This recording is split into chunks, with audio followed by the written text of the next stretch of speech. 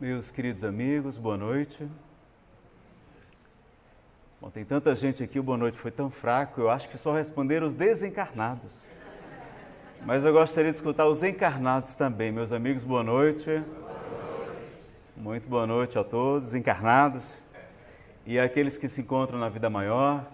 É uma grande alegria poder retornar mais uma vez aqui a essa casa que nos abriga, que nos acolhe e onde temos também a oportunidade de trabalhar como facilitador do estudo sistematizado da doutrina espírita e podermos estar transmitindo essa palestra ao vivo pela TV do Conselho Espírita Internacional, a tvsei.com. Então, saudar também os nossos amigos internautas que nos acompanham pela internet, pela web TV e web rádio da Comunhão, que vocês encontram na página da Comunhão também, de como assistir, como ouvir, durante 24 horas por dia, palestras e também apresentações musicais aqui dessa casa, que tem sido uma referência para o movimento espírita em todo o Brasil.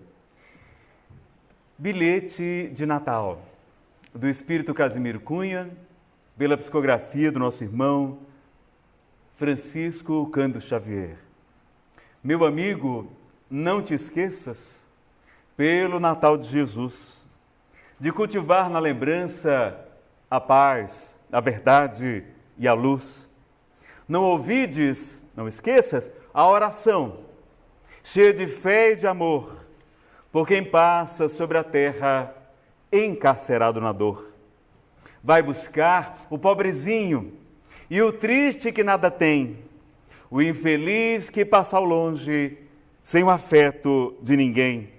Consola as mães sofredoras e alegra o órfão que vai pelas estradas do mundo, sem os carinhos de um pai.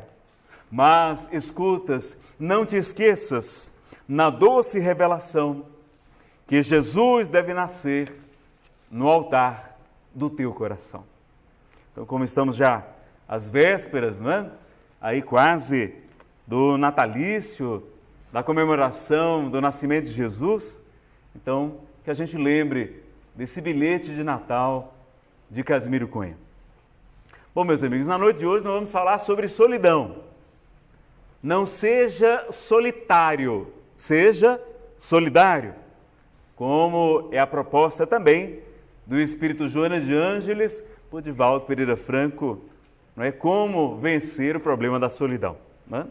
Então, nós vamos acompanhar os slides e antes eu gostaria apenas de mencionar uma mensagem do Espírito Emmanuel, que está no livro Adeus Solidão, uma coletânea de mensagens psicografadas. E ele vai nos trazer, então, na introdução do livro, uma pequena mensagem. Nas horas de provação e tristeza, não te deixes abater por amargura e desencanto.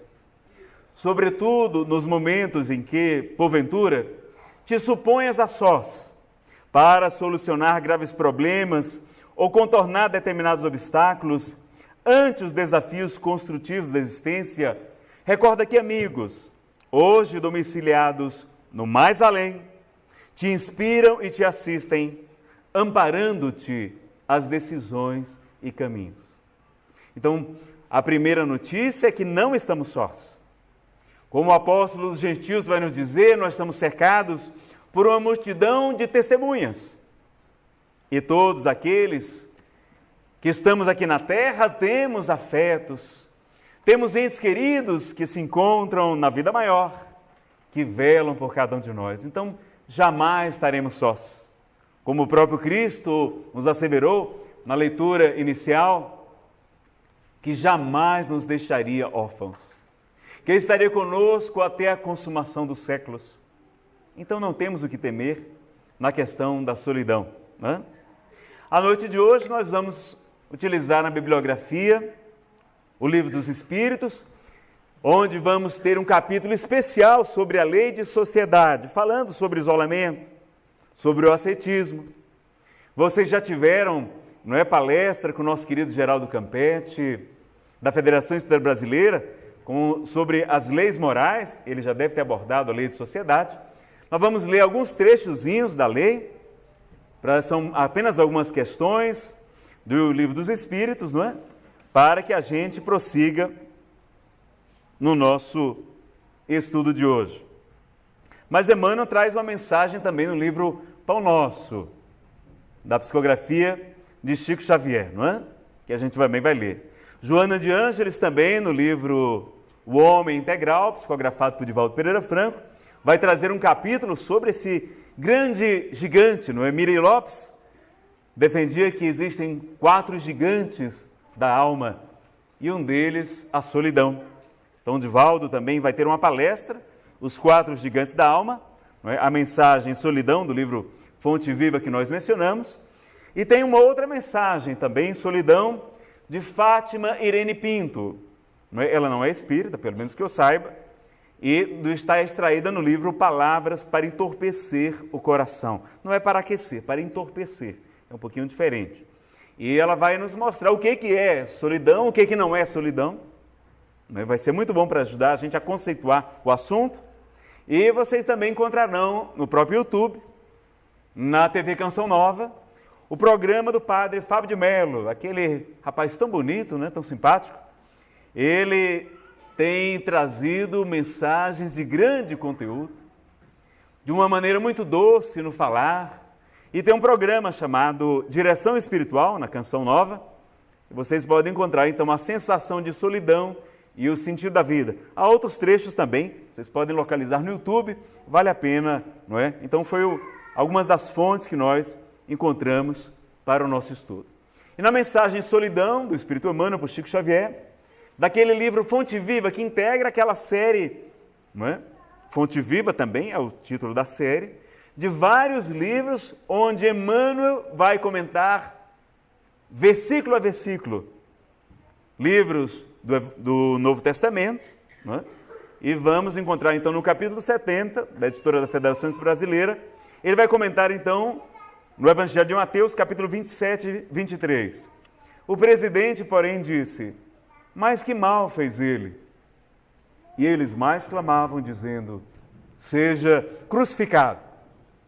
Então, um momento em que o próprio povo, não é?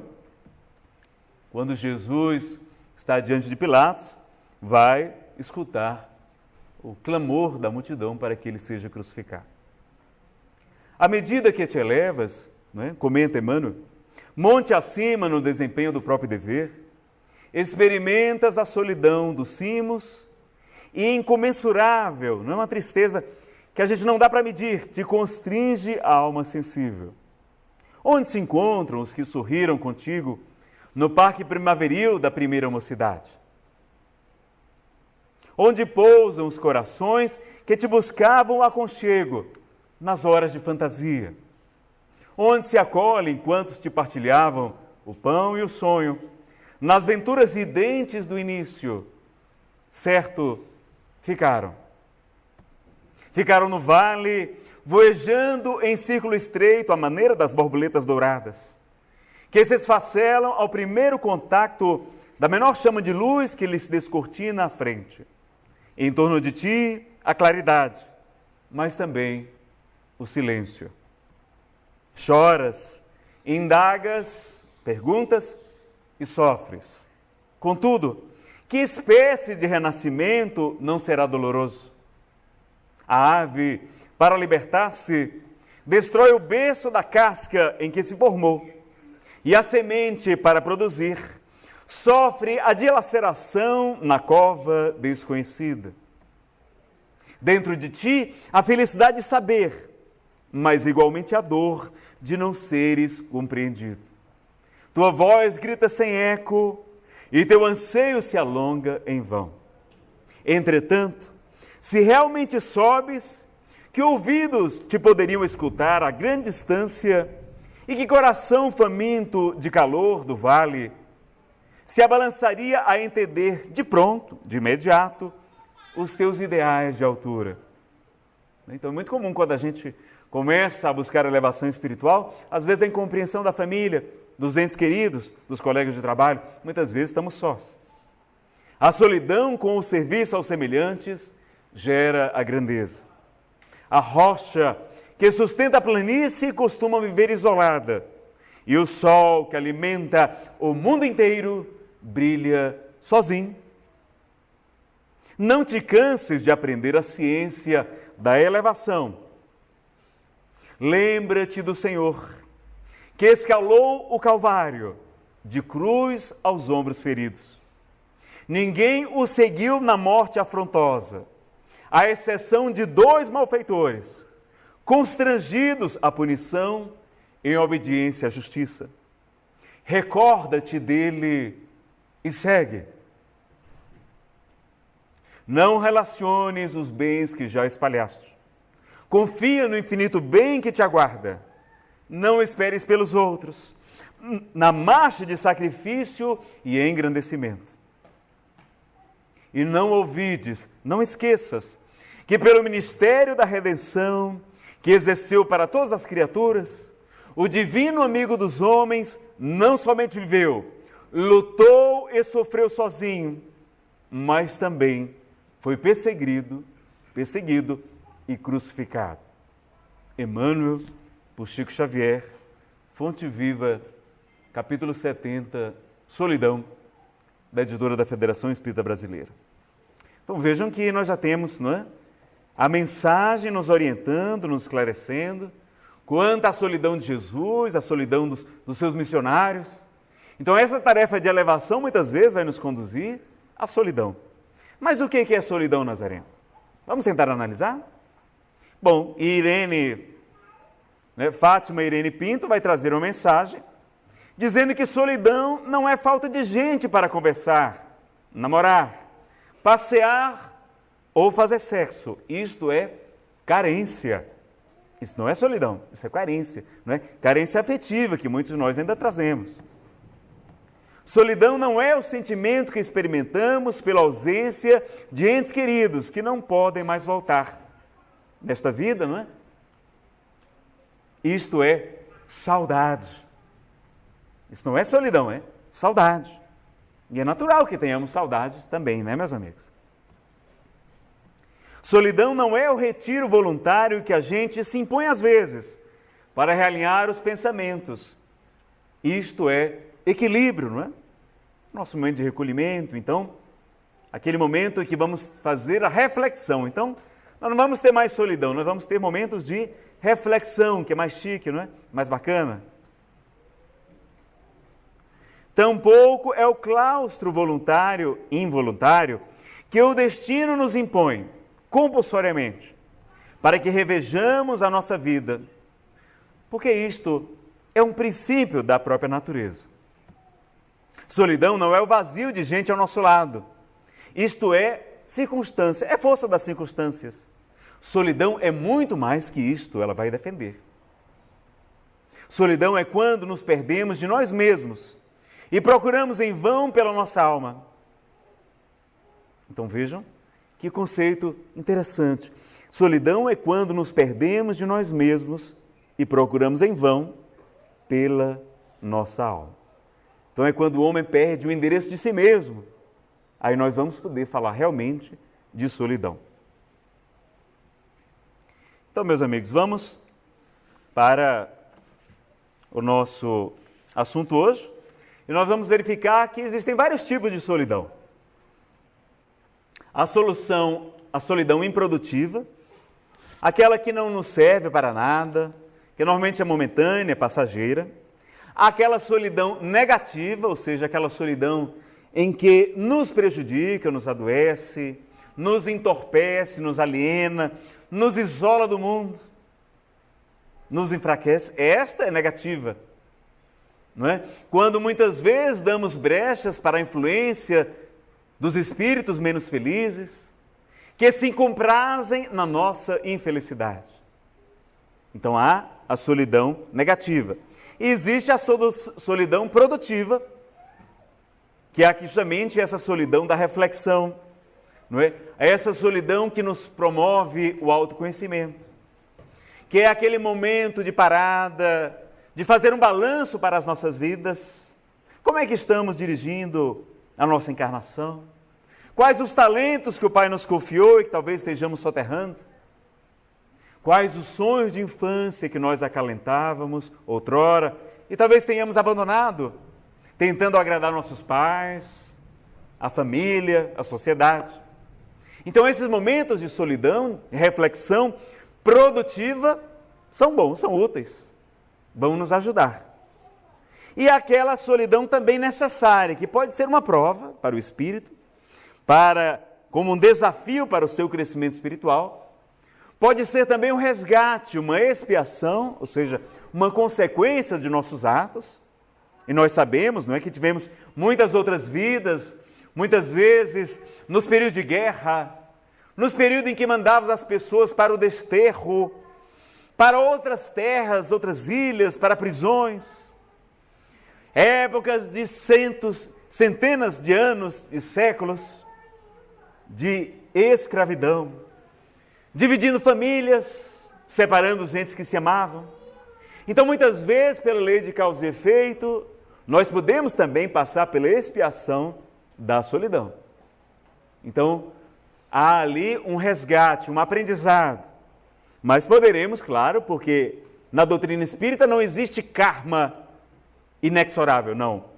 Vejam que Allan Kardec jamais usou a palavra karma na codificação, ele sempre preferiu dizer lei de causa e efeito, mostrando que o nosso karma é dinâmico, que o nosso bem que nós fazemos aqui na Terra modifica a nossa programação reencarnatória. Então nós vamos ver isso, hoje também está lá no Livro dos Espíritos, na questão 770, nós vamos verificar essa informação também. Qual a melhor forma de expiação? E os Espíritos respondem que a melhor forma de expiação é fazer a maior soma de bem do que mal que não seja possível. Então, justamente como Pedro, na sua epístola, vai nos dizer, porque, não é? Meus irmãos, amai intensamente, porque a caridade cobre uma multidão de pecados. Ou como o próprio Cristo vai nos dizer, porque muito amou os seus pecados, foram perdoados. E ele vai ainda afirmar que o Filho do Homem tem o poder de perdoar os pecados. Olha, realmente o poder de Jesus como, não é, governador espiritual da terra, como ele está, não é, à frente de uma pleia de espíritos superiores e que pode alterar, inclusive, a nossa programação reencarnatória. E há aquela solidão que serve para atingimento de uma missão específica, que é o maior físico da atualidade que os senhores conhecem. Aqueles encarnados que me cumprimentaram. Stephen Hawking, não é?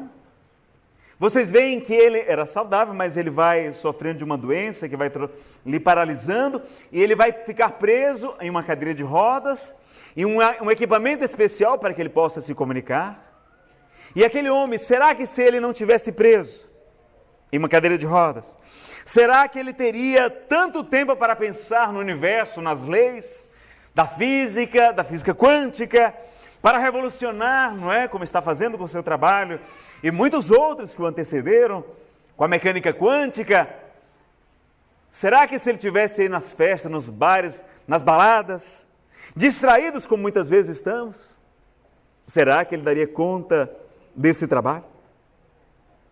Então, às vezes, vejam que a solidão, aquela timidez, aquela depressão, aquela circunstância que pode ser também um resgate, que pode ser também uma prova, ela muitas vezes vem para o nosso bem.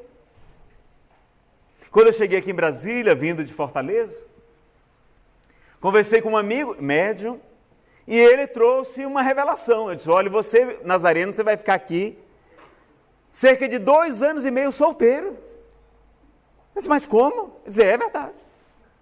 E eu não achei aquilo muito estranho, porque eu, não é, em Fortaleza, não é, tinha muito forró, muita coisa assim, animada, não é? Tinha muita balada, muita coisa. Eu não era espírita, né? Eu me tornei depois, com o tempo. E eu disse, mas como eu vou ficar solto 2 anos e meio? Encalhado. E achei aquela informação curiosa e interessante que eu saía para os cantos, ia para as festas, para tudo, no próprio movimento espírita, e não me encantava por ninguém. E nem as moças também se encantavam comigo. Né? Tinha esse detalhe também interessante. E somente depois desse período é que arrumei uma alma caridosa, quis fazer uma caridade comigo, assim, esse menino está aí, né, tanto tempo, encalhado, casado com a doutrina. E aí, realmente, tivemos a oportunidade de modificar. E depois eu fui analisar, mas meu Deus, por que Deus permitiu isso? Porque Deus só permite o mal porque sabe que dali vai nascer um bem maior. Então, às vezes, até espíritos a quem prejudicamos, e ele me revelou que havia uma moça que eu havia prejudicado, que ela não tinha conseguido casar em uma outra vida, descreveu, não é? Inclusive, é como sendo uma pessoa da corte, com pérolas, não é? Assim, não que fosse, mas de uma época que ele não soube precisar, mas ele dizendo, olha, ela não casou por sua causa e ela fica hoje impedindo os seus relacionamentos, atrapalhando. Eu disse, olha que coisa curiosa. E aí, somente depois de um certo tempo, o que foi muito bom, porque se eu tivesse arrumado outra namorada, talvez eu não tivesse conhecido a Fernanda. Porque muitas vezes a gente já arruma alguém, ainda se acomoda, e muitas vezes não está aberto para outros relacionamentos. Então eu não teria encontrado a minha atual esposa. E não teria, talvez, tempo para poder me dedicar à doutrina. Então foi muito bom que eu cheguei aqui, não conhecia ninguém, comecei a dar palestra, fazer isso, fazer aquilo. Fui me engajar, me ajudar na Federação Espírita do Distrito Federal, onde também auxiliamos na parte de assessoria de comunicação social espírita, junto com a nossa diretora, nossa querida Conceição, que é também da arte, não é? Está hoje lá em Vitória, no Festival de Dança Espírita, e a Comunhão está levando um grupo muito grande com um espetáculo belíssimo e vai se apresentar aqui. Anotem na agenda de vocês a data para que vocês possam prestigiar esse espetáculo belíssimo, a dança espírita, não é? Promovendo, não é? Então, o crescimento, a divulgação, a ocupação dos nossos jovens também com as atividades da arte. E eles estão lá, e ela também, a chefe, está lá também. Então veja que foi bom, porque aí eu conquistei um espaço que aqui eu não tinha. Lá em Fortaleza eu já fazia palestra também, estava engajado na Federação do Ceará, no Grupo Espírita Paulo Estevam. Então vejam que tudo que Deus faz é bom. Então às vezes Ele até permite que um espírito, não é, nos atrapalhe um pouquinho, porque tem um objetivo útil, porque Deus é perfeito, soberanamente justo e bom. Então tudo que nos acontece é para o nosso bem. Não é curioso? Então há essas solidões, então, missão. E Aristóteles vai dizer, desde a Grécia Antiga, que o homem é um ser gregário. Não é? Então, no Livro dos Espíritos, nós vamos ver, nas questões 766 a 775, eu vou abrir aqui, para a gente acompanhar aqui no slide. O tempo é curtinho, né? Já são as 7h30. Vocês encontrarão aqui, lá no Livro dos Espíritos, eu vou ler bem rápido, tá? Para a gente não poder avançar. Lei de Sociedade, o Livro dos Espíritos, vocês sabem, são 4 livros em um. Sabiam disso? São 4 livros em um. E vai ter um livro chamado das Leis Morais, onde ele vai estudar as várias leis que regem o universo, né, didaticamente. E a necessidade da vida social. Na 766 pergunta Kardec, a vida social está em a natureza? Certamente. Deus fez o homem para viver em sociedade. Não lhe deu inutilmente a palavra e todas as outras faculdades necessárias à vida de relação. É contrário à lei da natureza o insulamento, né? A gente ficar numa ilha e se isolar absoluto? Resposta dos Espíritos. Sem dúvida, pois que por instinto os homens buscam a sociedade. E todos devem concorrer para o progresso, auxiliando-se mutuamente. Procurando a sociedade não fará o homem mais do que obedecer a um sentimento pessoal, ou há nesse sentimento algum objetivo providencial de ordem mais geral? E os Espíritos respondem, o homem tem que progredir. Insulado, né, sozinho, não lhe é isso possível. Olha, a gente precisa dos outros para evoluir. Por não dispor de todas as faculdades. Falta-lhe o contato com os outros homens. No insulamento, ele se embrutece e estiola. Homem nenhum possui faculdades completas. Mediante a união social é que elas umas às outras se completam, para lhe assegurarem o bem-estar e o progresso. Por isso é que, precisando uns dos outros, os homens foram feitos para viver em sociedade e não insulados. E a vida de insulamento, voto de silêncio. Na 769, Kardec pergunta, concebe-se como princípio geral a vida social esteja na natureza, mas uma vez que também todos os gostos estão na natureza, por que será condenável o do insulamento absoluto, desde que cause satisfação ao homem? Ou seja, aquelas pessoas que gostam de se isolar, Não é? Por que isso é uma coisa que não é adequada? Porque é uma satisfação egoísta. Também há homens que experimentam satisfação na embriaguez. Merece-te isso aprovação? Não pode agradar a Deus uma vida pela qual o homem se condena a não ser útil a ninguém. Então nós estamos aqui para sermos úteis também, não é? E na 770, que se deve pensar dos que vivem a absoluta reclusão, fugindo ao pernicioso contato do mundo? Duplo egoísmo. Mas não será meritório esse retraimento se tiver por fim uma expiação, impondo-se àquele que o busca uma privação penosa? Olha aqui a resposta que eu falei para vocês. Fazer maior soma de bem do que de mal constitui a melhor expiação. Então, quem está aqui no mundo de expiação e provas, em vez de resgatar pelo sofrimento, pode resgatar pelo bem. Como está na questão número 1000 de Livro dos Espíritos também. Somente por meio do bem se repara o mal. Então não é para ficar chorando, ficar querendo o sofrimento, não. Fazer o maior sobre bem. Evitando o mal, aquele que por tal motivo se insula, cai no outro, pois esquece a lei de amor e de caridade. Que pensar dos que fogem do mundo para se voltarem ao mister de socorrer os desgraçados? Não é diferente. Resposta: esses se elevam, rebaixando-se.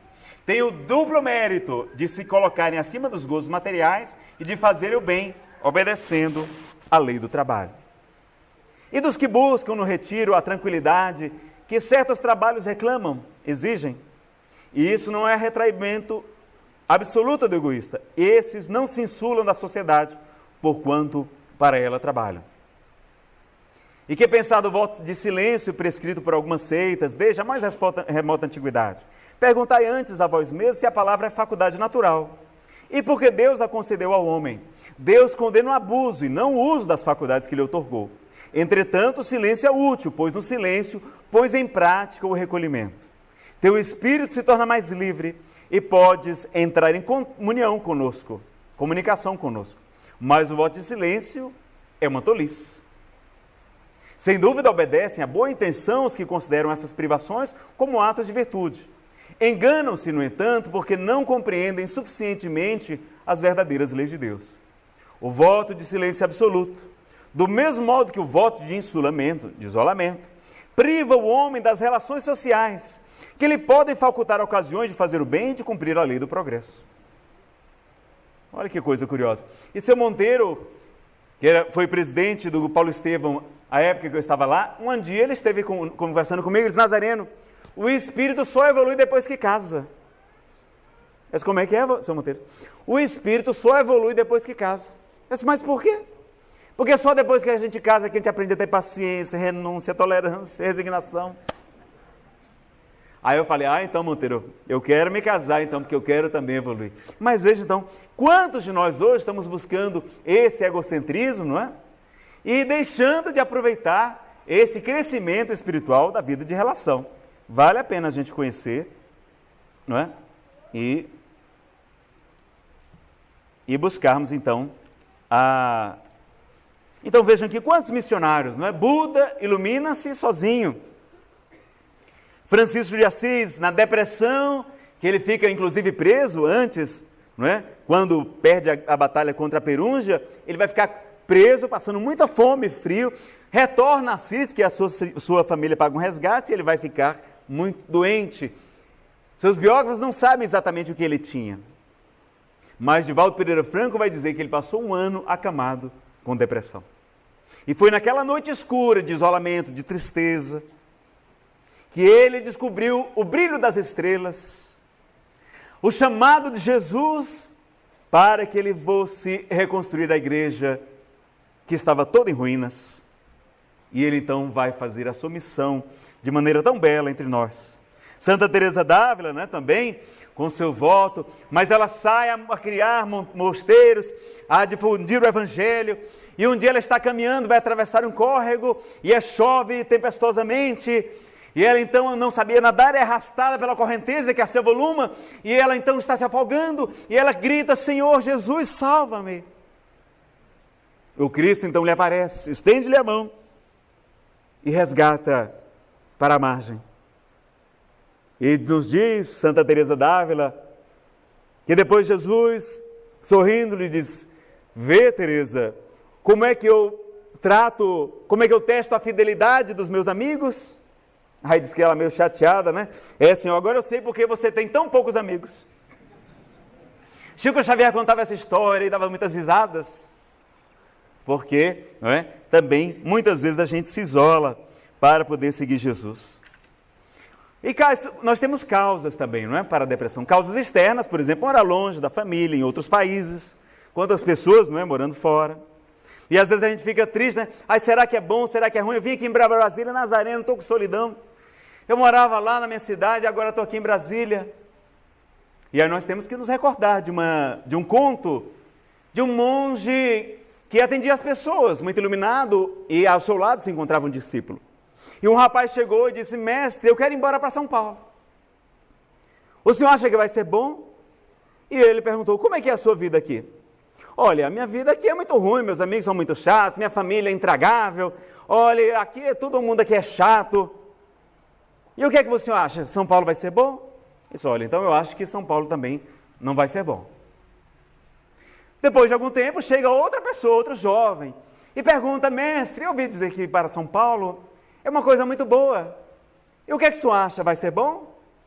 E ele, do mesmo modo, perguntou: como é que é a sua vida aqui? E o discípulo lá, de orelha ligada, né? E ele vai dizer: não, aqui a minha vida é muito boa, meus amigos são maravilhosos, minha família, claro, tem seus defeitos, como todas as famílias, mas eu sou muito feliz aqui e tal. E o que é que o senhor acha? São Paulo vai ser bom? Olha, então eu acho que São Paulo também vai ser muito bom. E aí o discípulo, não é, depois que o rapaz disse: mas mestre, como é que é isso? Para um você diz São Paulo não presta, e para outro você vai dizer que São Paulo é bom? Como é? Eu não estou entendendo nada. Então, porque depende do nosso estado interior, não é, meus amigos? Se a gente está bem, se a gente está feliz, se a gente está alegre, onde a gente for, a gente transforma o ambiente onde a gente se encontra. É claro que há locais inóspitos, há locais mais agradáveis, mas a prioridade é como a gente está. Vejam que os esquimós estão lá no gelo, felizes da vida, não é? Eles não querem saber lá do sol do Ceará, não querem não. Eles estão muito felizinhos lá. Então vejam que quando a gente vai criando os laços, né, as raízes, com essa vida de sociedade, com os amigos, com os colegas, a gente transforma a nossa vida. Então não é tanto o local. Então aqui em Brasília, quem estiver fora da sua cidade, sabe que você pode também, aqueles que nos acompanham pela tvc.com, sabe que onde você estiver, você pode fazer a diferença. Transformando-se a si mesmo. É como as pessoas às vezes que estão querendo arrumar namorado, não arruma nada. Vocês já viram que depois que a gente arruma, que a gente desencalha, aparece um horror de pretendente? Não é verdade? Quando a gente está só, não aparece uma alma para fazer uma caridade, né? Mas quando a gente arruma um, parece que a gente fica, né? Mais, sei lá, mais doce, eu não sei o que é. Mas não, é porque quando a gente arruma alguém, a gente fica tão feliz, tão contente, que a nossa energia se transforma. A gente fica diferente, a gente fica mais atraente magneticamente. Os nossos fluidos são diferentes de quando a gente está triste, está lá, desesperado, naquela carência. Aquilo lá a gente afasta as pessoas. Então é como o botão de rosa. O botão de rosa queria muito que a borboleta se aproximasse dele para levar as suas sementes. Mas ela borboletava para aqui e para ali e não se aproximava. Quando então ele toma consciência que ele é um botão de rosa, desabrocha exalando o seu perfume, então ele atrai naturalmente as borboletas. Então é assim conosco também. A gente tem que nos transformar, não é? Tem causas espirituais, que nós já comentamos, tem causas internas, que vão ter como causa matriz o instinto de conservação, né? Nós já vimos aqui em outras palestras, no sábado também. Allan Kardec, no livro A Gênese, no capítulo 13, item 10, vai dizer que a principal causa das imperfeições morais é o instinto de conservação, o instinto de preservação da espécie. Né? Então é ainda a predominância da natureza animal sobre a natureza espiritual, como está na questão 742. Então a gente sabe que os instintos, um deles, o que a gente vai chamar a atenção agora, não vai dar tempo da gente desdobrar esse assunto, mas é o medo. Então o medo da rejeição, o medo das críticas, não é? O medo de amar, o medo de sofrer. Nós temos muito medo e por isso a gente não se aventura, a gente não se abre para os relacionamentos. A gente tem medo das críticas, não é? Então, esse medo vai levar também à timidez. Às vezes o problema de baixa autoestima. Depressão pode provocar isolamento, né? E o isolamento provoca depressão também. Ele se retroalimenta. O orgulho, não é? Que nós temos no Evangelho segundo o Espiritismo, dizendo que é o pai de muitos vícios, a negação de muitas virtudes, a fonte de quase todos os males. E nós vamos encontrar o orgulho como sendo o móvel, ou seja, o motivo de quase todas as nossas ações, e que por isso Jesus dedicou-se a combatê-lo como o principal obstáculo ao progresso. Então vejam o orgulho, não é? Impedindo o quê? Provocando esse medo da rejeição, das críticas, provocando um perfeccionismo. A gente quer que todo mundo seja perfeito. Ora, mas no mundo de expiação e provas, você procurar a perfeição é burrice. Não é uma atitude inteligente. E o perfeccionista sofre, porque ele próprio não consegue ficar 100% do tempo naquele padrão que ele se atribui. Não, isso é falta de humildade, isso é orgulho. E faz a gente adoecer e exigir dos outros aquilo que eles não podem nos dar ainda, não é? Então a gente tem que aceitar as diferenças. É com a diferença que a gente cresce. Se todos pensassem exatamente como nós, a gente não aprenderia nada. Aí então, vamos ter também as mágoas, não é? Não perdoar, que é fruto do orgulho também. Então a gente não liga para a família, não liga mais para o pai, não liga mais para a mãe. Não é por quê? Porque aconteceu um problema que é natural na convivência. A gente ama nossos pais, nossos irmãos, mas está convivendo debaixo do mesmo teto. É difícil, pessoal. A gente vai brigar. Não é porque seja inimigo do passado, não. Essa é a exceção. A regra é que reencarnam na mesma família espíritos afins, espíritos que têm um passado em comum, que têm afinidade. Agora, porque nós somos ainda imperfeitos, aí sim, por isso que a gente briga. A gente arruma confusão. Mas se nós já fôssemos anjos, nós não teríamos problemas, não é? Então, a gente perdoar. Aí, às vezes as pessoas vêm aqui na casa espírita, olha, eu queria uma comunicação com meu pai. Eu fiquei 30 anos sem falar com ele, e ele desencarnou, e eu não pude dizer para ele o quanto eu amo, quanto eu sentia saudade. Aí eles querem que a gente consiga uma comunicação. Olha, mas você tem 30 anos aqui na Terra para falar que seu pai não conseguiu, agora que ele está, às vezes, em situações que não são adequadas para ele se comunicar, difíceis, você quer que a gente consiga, com os médios, não é? Atrapalhadinhos que somos ainda. Não temos Chico Xavier reencarnado aqui conosco. Então, ligue para a sua família, mande um e-mail, mande uma carta, não deixe para dizer que os ama quando for tarde demais. Quanta mágoa nos nossos corações, provocando a solidão e a tristeza, a doença. O vitimismo, né? Então a gente também se coloca como um coitadinho. E Jerônimo Mendonça, o gigante da alegria e da resignação, um dia ele chegou para Chico Xavier, ele estava com uma hemorragia muito grande. Foi levado, um amigo arrumou um avião para que levasse para Uberaba, ele era muito amigo de Chico, para ele poder se despedir do Chico, porque estava à morte. Quando ele chegou, o seu lençol cobrindo sua cama, ele paralítico, cego, mas um grande trabalhador de Jesus, dava palestras, fundou abrigos de crianças, centros espíritas, e ele chegou lá, então, o lençol branco estava todo vermelho de sangue, esvaindo sem sangue. E aí Chico, não é, chega com os amigos e vai dizer, olha, eu quero que cada um de vocês dê um beijo no nosso querido Jerônimo, mas com muito cuidado, porque ele está como uma flor, para que ele não se despetale, não é? E aí, despetalasse. E aí cada um vai chegando, dando um beijo, e no final Chico se aproxima, impõe suas mãos, e sob o influxo magnético dos espíritos nobres, dá como se fosse um choque, provocando a interrupção da hemorragia. E Jerônimo fica curado. E aí depois ele vai conversar e Chico disse, ainda foi colocar ele para dar palestra. No mesmo dia ele foi dar palestra lá, no centro espírita, onde Chico frequentava, em Uberaba. E Chico vai dizer, Jerônimo, você ficou assim por causa do teu coitadinho. Porque você aceitou a história do coitadinho, as pessoas olharam para você, eita, coitadinho. E você, de certa forma, se comprazia naquilo. Não aceitemos esse negócio de coitadinho. Não, coitadinho não. Vamos vencer. É a nossa prova, a nossa expiação. Vamos vencer. Não tem nada de coitadinho, não. Então, o egocentrismo de hoje não é a carência afetiva. E o padre Fábio de Mello, inclusive, comenta o que o Espírito Samuel Lucas, algum tempo atrás, nos diz, Nazareno, a gente, antes de casar, a gente tem que aprender a casar conosco mesmos. A gente tem que aprender a viver só. Porque se a gente não aprende a viver sozinho, com a nossa própria solidão, se a gente não se aceita, a gente vai ter muita dificuldade de casar com outra pessoa. Porque a outra pessoa vai ser como, né, aquele pedaço de madeira aquela boia que a gente se agarra quando estamos no naufrágio. Se ela termina um relacionamento, a gente fica lá se afogando, qualquer, não é pedaço de madeira que jogar, a gente vai agarrar. A gente não vai saber nem escolher as melhores companhias. Então, quando a gente aprende a estar bem, quando a gente aprende a estar inteiro, quando a gente aprende a ficar bem sozinho, quando a gente coloca a nossa felicidade em vários pilares, e não somente no relacionamento afetivo, porque os outros não vão nos fazer felizes, os outros vão nos ajudar, nós vamos compartilhar a nossa felicidade ou infelicidade com o outro. Não é o outro que nos faz feliz. Não é? E tem gente que não consegue ficar só. Tem que estar nas baladas, tem que estar na festa, tem que estar sempre cheio de... Ela não consegue, quer ficar sozinha, ela pira. Já viram isso? Não é?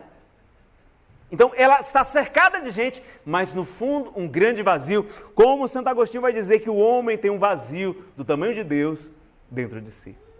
Então, quanta carência nossa que a gente está preenchendo, não é? Com essas anestesias, não é? Aí, às vezes, a gente vai para a boate, aí está lá, não é? O som é tão alto que a gente não pode nem conversar com as pessoas. O gelo seco, né? E a escuridão para a gente não ver o povo. Não sabe se é bonito, se é feio, né? E ainda o povo bebe, aí pronto, aí que não sabe mesmo o que é que está fazendo. Então a gente não tem mais relacionamento, a gente vai só ficando aqui, ficando ali, nós viramos ficantes. E de ficante nós estamos nos tornando em insignificantes. Ensina Alberto Almeida, o expositor querido de Belém. Então, vejam que após a balada, né, no dia seguinte, ou apenas no mesmo dia, à noite, quando chega em casa, quantas pessoas estão se sentindo sozinhas, vazias? Porque aquilo não nos preenche. O amor é que é o alimento das almas, ensina André Luiz, no livro Nosso Lar, no capítulo 18. Então tem gente hoje vivendo solidão a 2, solidão a 3, solidão a 4, mesmo com os filhos, mesmo com o marido, a pessoa está só, está vivendo solidão. Então, o medo de amar, porque às vezes tivemos traumas em vidas passadas, relacionamentos não é, complicados, frustrações, não é? Deserções, traições, amor. É natural que a gente tenha medo. Então, para estudar sobre o medo de amar, eu recomendaria o livro Criando União, o Significado Espiritual dos Relacionamentos, de Eva Pierracos, através de um espírito chamado Guia, não é uma obra espírita, mas interessante, falando sobre autoconhecimento. E aí é curioso, pessoal, que quem não casou, eu fui falar essa história. A outra jovem também, que eu prejudiquei, que atrapalhava meus relacionamentos também, e que provocava depressão quando eu era desde criança, e nem sabia que tinha depressão. Aí teve gente que assiste a palestra pela internet, ou né, na TVC, ou pelos DVDs, que a gente tem aqui, inclusive na Livraria da Comunhão também, CDs de MP3, e às vezes o pessoal me manda e-mail, Nazareno, olha, eu também estou encalhado, eu estou achando que tem um espírito obsessor. Aí tá os solteiros tudo reclamando, as solteiras e os solteiros. E aí, por outro lado, eu recebo e-mail dos casados também. Aí os casados, tudo Nazareno, olha, meu casamento está uma desgraça, tá uma coisa. Olha, eu devia fazer assim, eu devia cruzar os e-mails, né? Os do solteiro mandar para os casados do solteiro.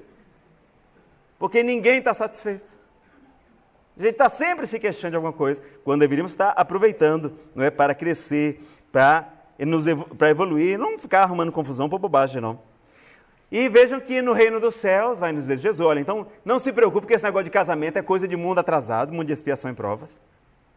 Porque vejam que Jesus vai nos dizer que no reino dos céus ninguém se casa nem se dá em casamento, mas todos são como anjos do Senhor. Então quando a gente chegar na condição de espírito puro, não vamos precisar não vamos ter essa carência afetiva de ter que ter uma pessoa, porque até não precisaríamos daquele acausalamento natural, não é? Para ter os filhos. Então Jesus nos fala, então no futuro não haverá, não é, casamento como a gente conhece. Então, as consequências da solidão vai provocar o egocentrismo, esse isolamento vai provocar doenças, depressão, excessos alimentares, o amor é que é o alimento das almas, dependência química, alcoolismo também, não é? Porque aquela carência afetiva é saudades do seio materno, é carência. Então, quantas vezes a pessoa está com um cigarro na boca, como se fosse um chupeta? Quantas vezes o garfo de comida está substituindo o seio materno, o copo de uísque? Quantas vezes estamos buscando nos tóxicos, não somente os anestésicos, mas suprir aquela carência de amor, sobretudo de nossa mãe, de nossa família, não é? Além de provocar também, não é, o suicídio. Como combater, Nazareno, a solidão? Bom, o autoconhecimento, que vai promover essa autoiluminação, não é? A gente pode ter também um animalzinho de estimação, não é? É um instrumento bacana para ajudar a isso. Vencer a timidez, aprender a dançar. Está aí, não é? A dança espírita, mas também lá as academias de dança. A pessoa que é tímida vai lá com raiva, vai às vezes na marra.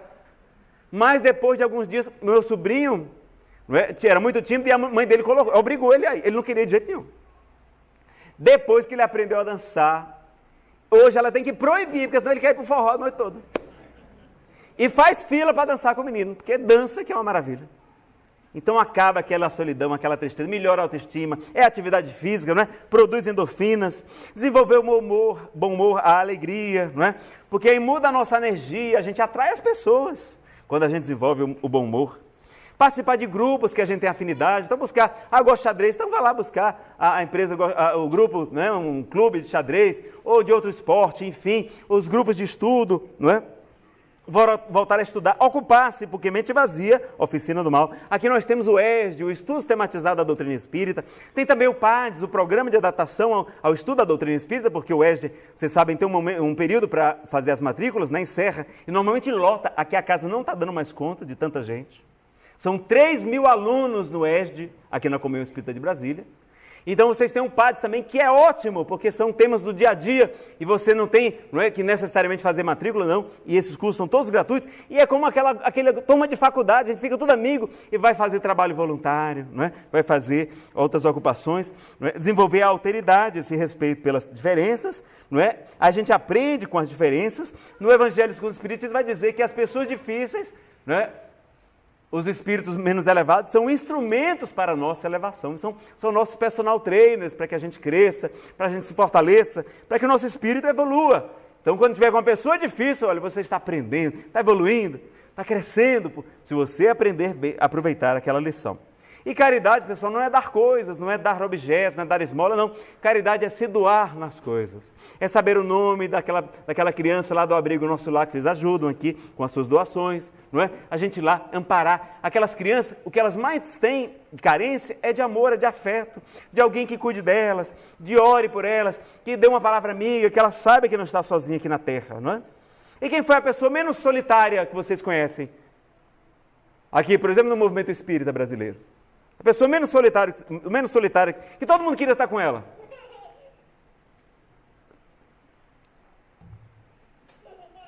Que tal, Chico Xavier? Concordam? Não foi? A pessoa tinha que, às vezes, ter segurança para ajudar ele, o filho adotivo, não é, o Euribas, tendo que segurar o povo. As pessoas buscando o Chico. Mas por quê? Porque ele era muito solidário. E ele não ia só entregar a cesta de básica, não. Ele ia na casa das pessoas, fazer o evangelho no lar e entregar o alimento, entregar o remédio. Ele conhecia cada uma das pessoas que ele ajudava, cada uma. Então ele não levava só o alimento material, não. Ele levava, sobretudo, a iluminação das consciências, como ensina Paulo a Barnabé no livro Paulo Esteves, que completou 70 anos, agora em 2012. Então vejam, não é? Então caridade e solidariedade são terapias que o nosso psicoterapeuta maior, Jesus de Nazaré, como ele nos dizia, né, toda vez que fizeste a cada um desses mais pequeninos, é a mim mesmo que vós o fizestes.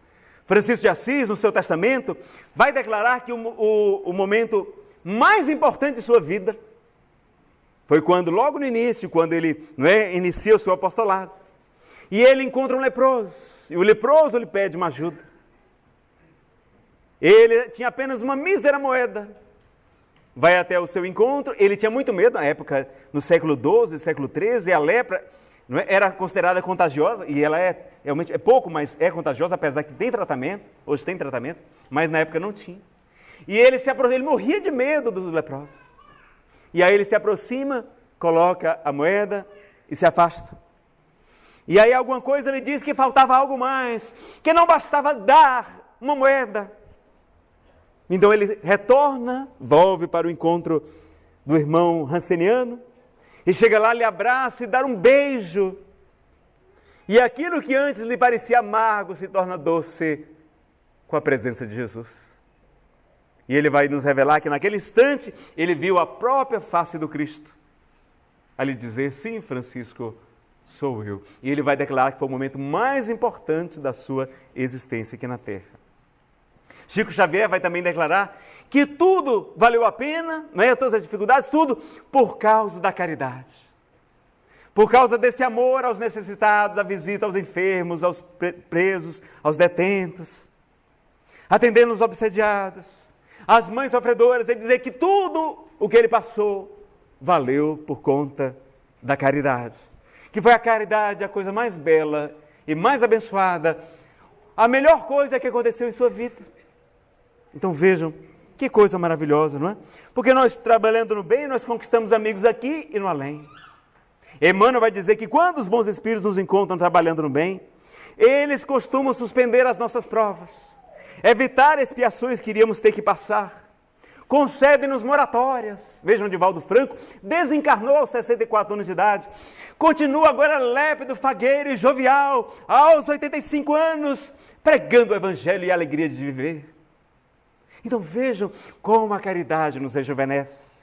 Certa vez, Jerônimo Mendonça foi a falar com Chico também, porque os médicos tinham dito que a sua vida estava por um fio. E aí ele vai dizer, Chico vai dizer, Emmanuel está dizendo, Jerônimo, que os médicos não disseram de que era esse fio. Pode ser um fio de algodão, pode ser um fio de nylon, mas pode ser um fio de aço. E Emmanuel está dizendo que trabalhe, que o fio engrossa. Então vamos trabalhar no bem, que o fio engrossa, pessoal, não é? Então a gente vai lembrando, meus amigos, da solidariedade e alegria dos missionários de Jesus, não é? Francisco de Assis e Clara. Quem puder assistir esse DVD da editora Paulinas, multimídia, é lindo, é o filme mais belo sobre Francisco de Assis e Clara que eu já assisti, são 3 horas e 20 de duração. Chico Xavier e Peixotinho com a sua alegria, com a caridade. A casa de Peixotinho fosse um albergue, e as pessoas chegavam de madrugada, e os seus filhos saíam da cama para deitar no chão, para atender os enfermos que vinham para a sua casa, e ele atendendo a todos os enfermos, sempre o maior médium de curas e materializações luminosas que o Brasil já conheceu. Olha a alegria de Chico. Então quem conhece a caridade não pode mais ter tristeza, não pode ter mais solidão. Jerônimo Mendonça, que nós falamos aqui do fio, e que ele estava que nem uma flor, não é? E Jesus nos pergunta, por que temeis? Não tenhais medo, jamais vos deixarei órfãos, estarei convosco até a consumação dos séculos. Então, para nós encerrarmos, a gente vai colocar um vídeo, vocês encontram na internet, quando Brasília completou 50 anos, um grupo de produtores e artistas brasilienses montou esse vídeo muito bacana, Um Mundo Bem Melhor. É uma homenagem que Brasília, no seu aniversário de 50 anos, oferece para o mundo, com o intuito de despertar a solidariedade e o altruísmo que existe em cada um de nós. Tem som aqui? Já vai começar aqui o som. O vídeo foi produzido inteiramente por artistas e produtores brasilienses que, seguindo o exemplo da versão original do projeto We Are The World, né, de Michael Jackson e outros, aceitaram doar seus cachês, seu trabalho. E vocês podem cantar e encontram também na internet, no YouTube e no site mundobemmelhor.com.br. Porque se nós nos dermos as mãos, nós podemos fazer a diferença, nós podemos fazer um mundo bem melhor. Depende só de nós. Não precisa ir longe.